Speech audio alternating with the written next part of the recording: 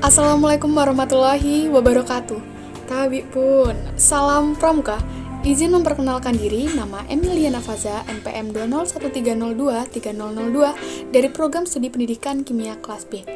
Di sini saya akan menjelaskan tentang hasil wawancara saya kepada seseorang yang sangat menginspirasi. Siapakah beliau?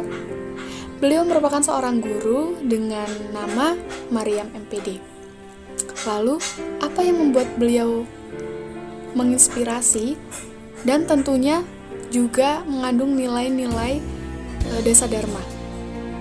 Untuk lebih jelasnya, mari simak wawancara saya dengan beliau berikut ini.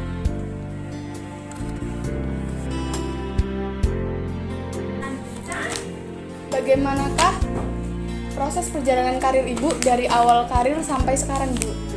Jadi dulu saya kuliah di Unila, itu lulus tahun 2009. Tahun 2010 alhamdulillah sudah terima menjadi CPNS. Lalu saya bekerja hampir 11 tahun dan sampai dengan sekarang. Dulu saya bekerja di SMPN 1 Kemuliaan, namun sekarang sudah beralih tugas di SMPN 2 Sukoharjo. Sudah bernaung jauh ya Bu yang sudah lama menjadi guru. Alhamdulillah sudah. Ini kan masih masa COVID nih ya Bu ya. Bagaimana cara pembelajaran di masa COVID seperti ini, Bu?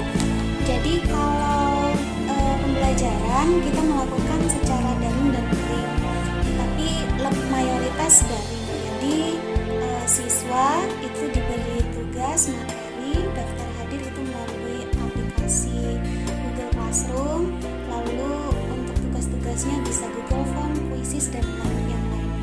Lalu ada sebagian juga yang luring, jadi siswa mengambil tugas itu ke sekolah, lalu seminggu kemudian dia mengembalikan pulang. Itu yang luring itu saat UTS atau bagaimana ya, Bu? Setiap minggu. Oh, setiap minggu. Setiap minggu pembelajaran. Lanjut ya, Bu ya. Apa saja sih, Bu, kesulitan dalam pembelajaran online seperti ini? Kesulitannya yang pertama tidak semua anak itu memiliki HP. Kalaupun ada HP, ada banyak yang tidak menggunakan. Lalu banyak juga yang tidak paham tentang aplikasi-aplikasi pembelajaran. Misal istilahnya kalau misalnya buka Google Drive, bingung masukin email dan sebagainya. Habis itu kendala juga kalau HP-nya itu yang punya itu orang tua. Jadi terkadang kita kirim tugas tapi tidak dibuka oleh anak, maka tidak tersampaikan. Nah, bagaimana cara Ibu sebagai guru mengatasi kesulitan tersebut?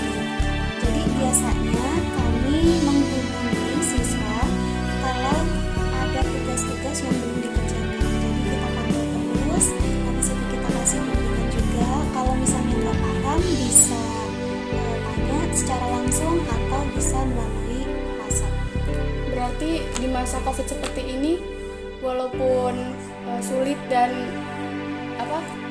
diri kita itu harus menjaga dari corona, kita juga harus tanggung jawab gitu ya, Bu, atas pekerjaannya. Pastinya. Jadi kalau saya sendiri, meskipun pembelajaran itu daring dan dalam 1 minggu itu biasanya cuma dikasih 3 hari piket, itu artinya kita wajib datang ke sekolah. Untuk 2 harinya itu ngajarnya dari rumah, tetapi saya pribadi setiap hari tetap berangkat sekolah dari pagi, bahkan sampai sore sekalipun tetap ke sekolah. Bahkan kalau seandainya minggu juga, Sabtu Minggu saat libur, kalau memang ada pekerjaan, kita tetap berangkat. Jadi meskipun ada COVID, tapi kita tetap memperhatikan protokol kesehatan, kita tetap pakai masker, habis itu sedia hand sanitizer, habis itu juga kita selalu jaga jarak, seperti itu. Terima kasih, Bu, atas informasinya. Oke. Setelah melihat video wawancara, saya akan menjelaskan apa yang dilakukan beliau.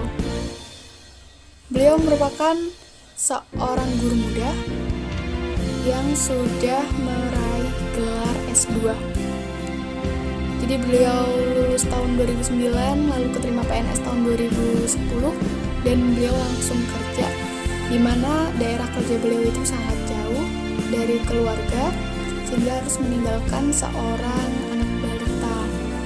Di situ beliau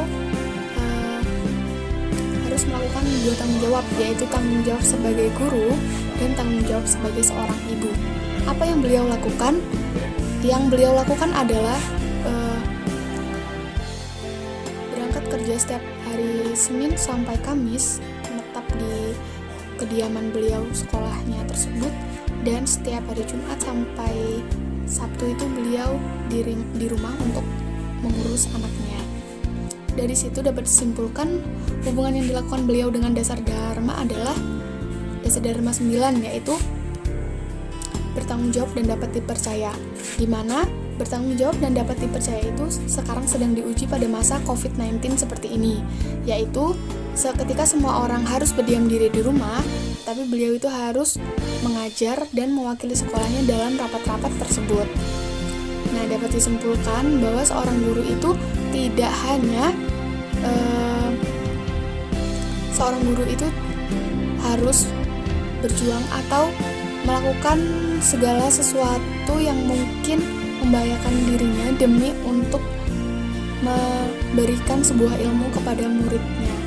Jadi mereka melakukan segala sesuatu tantangan demi melakukan kewajiban beliau sebagai seorang guru.